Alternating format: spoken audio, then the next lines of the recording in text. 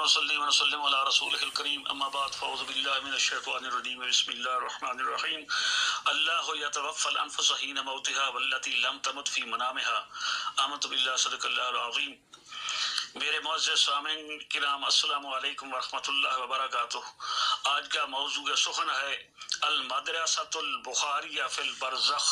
تو آئیے قرآن سنت کی روشنی میں مدرسہ بخاریہ کا عالم برزخ میں وزٹ کریں۔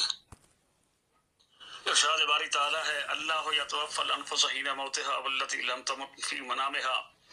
ترجمہ: اللہ رب العزت خود اہل دنیا کو اہل برزخ سے خوابوں میں ملاتا جلاتا اور وہاں کے حالات دکھاتا رہتا ہے۔ ایک دفعہ ابا جی قبلہ حافظ نور محمد رحمۃ اللہ تعالیٰ علیہ سے خواب میں ملاقات ہوتی ہے۔ میں عرض کرتا ہوں ابا جی آج کل اللہ رب العزت نے آپ کی کون سی ڈیوٹی لگا رکھی ہے؟ فرماتے ہیں آج کل میں مدرسہ بخاریہ حفظ القرآن میں ہم 3 مدرس ہیں اور میں ان تینوں میں head of the department HOD یعنی میں صدر معلم ہوں۔ اور پھر فرماتے ہیں میرا بازو پکڑ کر میں تجھے وزٹ کراتا ہوں۔ میں کیا دیکھتا ہوں ایک بہت بڑا ہال ہے اور اس میں ہر عمر کے طلباء موجود ہیں، بوڑھے بھی، جوان بھی، بچے بھی۔ وہ سبھی اساتذہ اور طلباء اپنے اپنے کام میں مصروف ہیں۔ آقا نے فرمایا خیرکم من تعلم القرآن وعلمہ، تم میں سے بہتر وہ ہے جس نے قرآن پاک پڑھا اور لوگوں کو پڑھایا، سیکھا اور سکھایا۔ ابا جی محترم نے عالم دنیا میں دینی مدارس میں حفظ القرآن کی ڈیوٹی 40 سال تک کی اور آج بھی عالم برزخ میں بھی وہی ڈیوٹی انجام دے رہے ہیں۔ پھر مجھے شعبہ تجوید القرآن میں لاتے ہیں، وہاں بھی ایک بہت بڑا ہال ہے اور ہر عمر کے طلباء موجود ہیں، چھوٹے بڑے بوڑھے جوان۔ خوش الہان قرہ حضرات انہیں تجوید القرآن کی مشق کرا رہے ہیں۔ پھر مجھے شعبہ تفسیر القرآن میں لاتے ہیں، وہاں بھی ایک بہت بڑا ہال ہے اور طلباء ہر عمر کے موجود ہیں اور مفسرین کرام انہیں تفسیر پڑھا رہے ہیں۔ پھر مجھے شعبہ حدیث النبی صلی اللہ علیہ وسلم میں لاتے ہیں، وہاں بھی ایک بہت بڑا ہال ہے اور ہر عمر کے طلباء موجود ہیں اور امام بخاری صاحب خود حدیث مبارکہ انہیں پڑھا رہے ہیں۔ پھر مجھے ابا جی مدرسہ کے وسیع و عریض صحن میں لاتے ہیں جو سنگ مرمر کا بنا ہوا ہے۔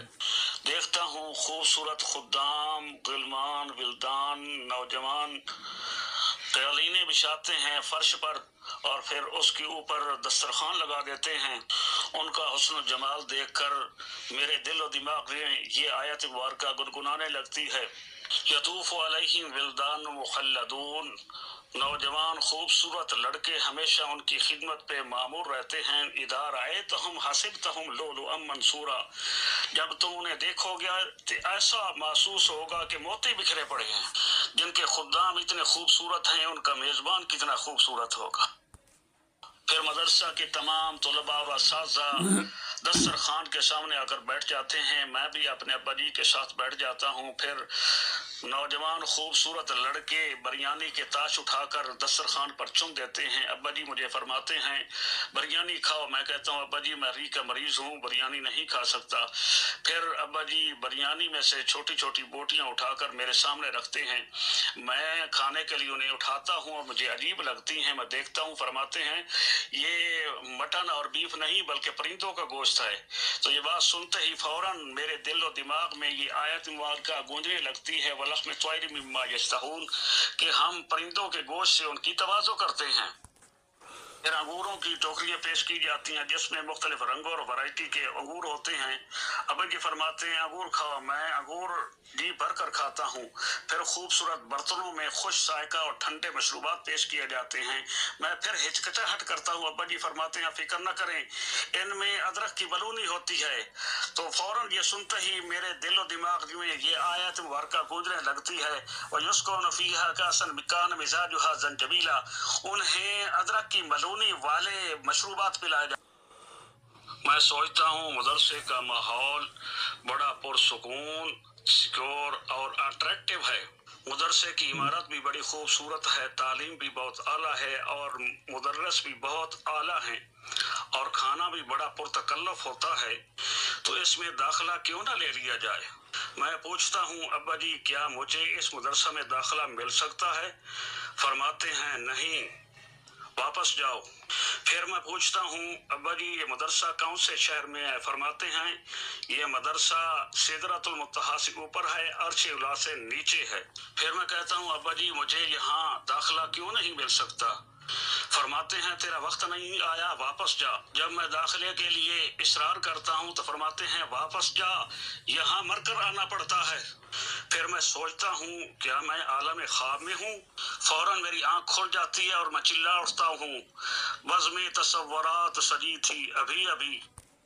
ثابت ہوا متقی پرہیزگار لوگ جو دنیا میں ڈیوٹی دیتے ہیں وہی عالم برزخ میں ملتی ہے۔ آج کے لیے یہ درس کافی ہے، اس سے پہ اکتفا کرتا ہوں، خدا سے دعا کرتا ہوں، آپ سے التجا کرتا ہوں اب جس کی جی میں آئے پائے وہ روشنی ہم نے دیا جلا کے سریام رکھ دیا، وما علیہ الا البلاغ المبین۔